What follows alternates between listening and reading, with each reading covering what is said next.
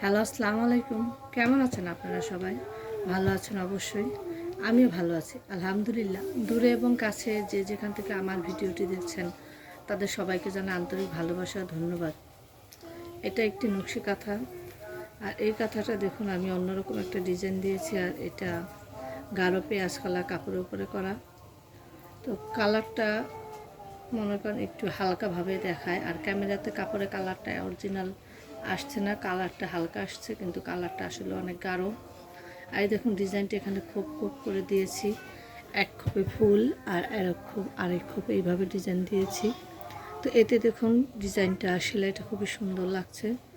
আর একটা বেবির জন্য বানানো হয়েছে, কিন্তু কাঁথাটা বড় করে বানানো হয়েছে যাতে বড় করে বানানো হয়েছে যাতে বেবি এটাকে অনেক দিন পর্যন্ত ইউজ করতে পারে, সেজন্য এটাকে বানানো হয়েছে। আর এই ডিজাইনটা মাশাআল্লাহ খুব সুন্দর হয়েছে। আর এই ডিজাইনটা বড় কাঁথাতেও করা যাবে। আপনাদের যদি এই কাঁথাটার ডিজাইনটা ভালো লাগে এবং আমার ভিডিওটি ভালো লাগে তাহলে অবশ্যই একটি লাইক দিবেন আর শেয়ার করে দিবেন।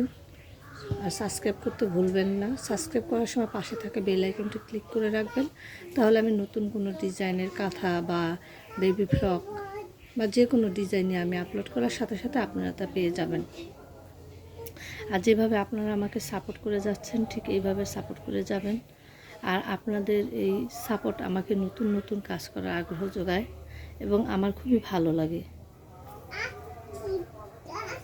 এই যে দেখুন মাঝখানে যে ফুলের ভিতরে আমি এখানে পাতার পাপড়ি দিয়েছি, পাপড়ির ভিতরে আমি আবার এখানে ক্রস সেলাই দিয়ে ভরাট করে দিয়েছি।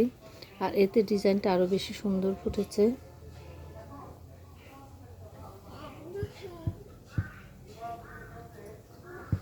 আর কাপড়ের কালারটা কখনো গাঢ় আসে, কখনো হালকা আসে, আবার কখনো অন্য কালারও দেখায়। কিন্তু আসলে এটা একটি গাঢ় পেঁয়াজ কালার কাপড়। আর বাস্তবে কাপড়টা এবং খাতাটা দেখতে খুবই সুন্দর, ক্যামেরাতে ততটা সুন্দর আসছে না। আর এর আগে আমি আরও দুটি বেবি কাঁথার ডিজাইন ভিডিও আপনাদের সাথে শেয়ার করেছি, সেগুলো আপনারা চাইলে দেখে নিতে পারবেন, সেগুলো অনেক সুন্দর হয়েছে।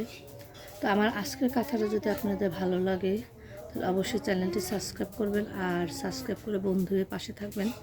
অলরেডি যারা চ্যানেলটি সাবস্ক্রাইব করেছেন তাদেরকে জানাই অসংখ্য ধন্যবাদ। তো আজ এ পর্যন্তই।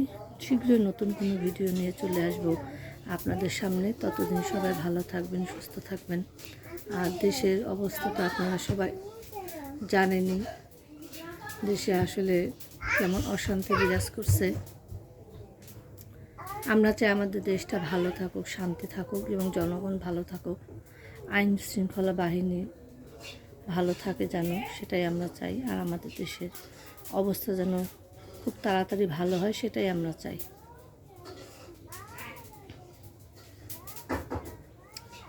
শীঘ্রই নতুন কোনো ভিডিও নিয়ে চলে আসবে আপনাদের সামনে। ততদিন সবাই ভালো থাকবেন, সুস্থ থাকবেন। আল্লাহ হাফেজ।